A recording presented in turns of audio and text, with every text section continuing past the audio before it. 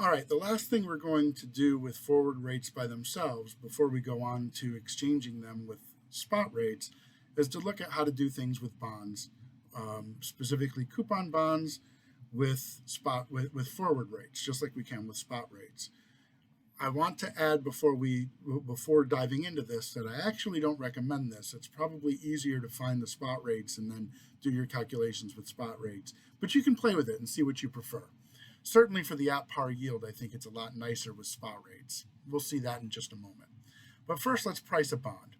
So we have these forward rates, 4.5%, 5%, 4.25%, 3.75%. And we want to use those forward rates to find the price and effective annual yield to maturity of a 4-year bond with face value of 100, annual coupons at 4%, and a redemption amount of 120. Here the coupons are annual, so we don't have that extra little detail to nag at us. So to do this, we've got to think about what rates are in effect when in order to value each payment. So in this case, our coupons are 4, and so the first coupon is valued at 4.5%. That's simple enough.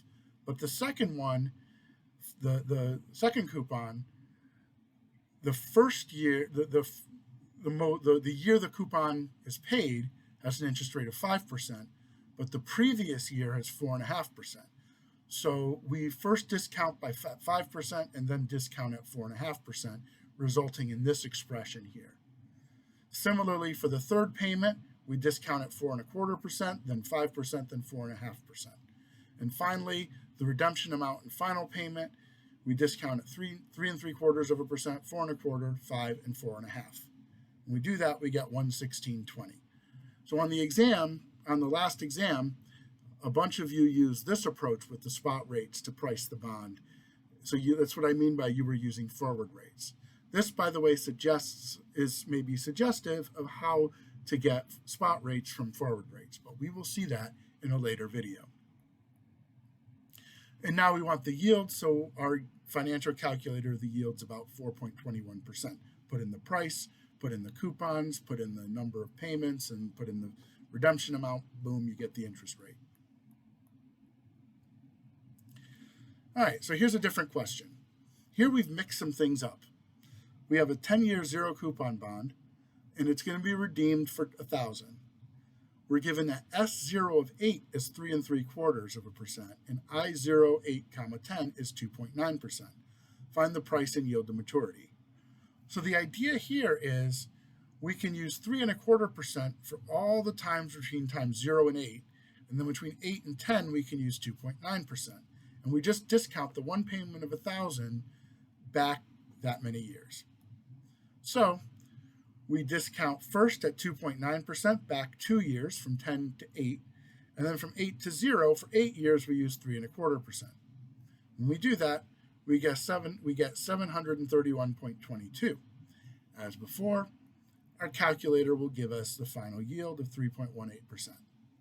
So this one wasn't too bad. Finally, and this is where I really don't recommend using forward rates, but we can use the forward rates to get the at-par yield. I think it might be easier to get all the spot rates, but maybe it's just because everything looks so ugly using the notation. Well, let's take a look. So modifying our work from the last activity, right? For the at-par yield, now recall that for at-par yields, we assume a face value and redemption value of 1, so that the coupon payments are actually I. I is our coupon rate / yield rate.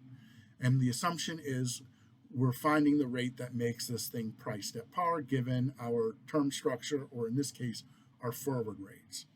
So the first payment of I discounted at the first forward rate. The next payment of I, first we discount at the second forward rate, and then we discount at the previous one, and so on, all the way up to the last, right, where we're discounting at all the forward rates as shown in this formula. And then we add the redemption amount.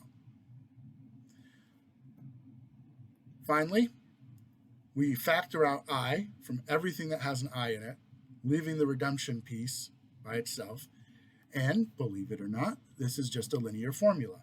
I times a gross number plus another gross number equals 1. Subtract and divide, and we get this formula. In my opinion, that's enough to just justify using completely different notation, because look how hard that is to read and how jammed up everything is.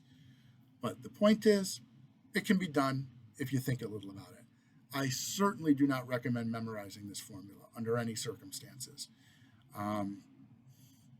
The reasoning is, I think, I put this in because the reasoning is useful, right? Reasoning with forward rates. And after we do the next activity, if you go back and look at this, you won't be surprised. So the last question, just to kind of look back and reflect on what we've learned, we're asked, how are forward rates and spot rates different? Well, spot rates are in effect between now and time t, whereas a forward rate between two times is in effect only between those two times. In a way, we could say that S0 of t is I0 of 0 comma t.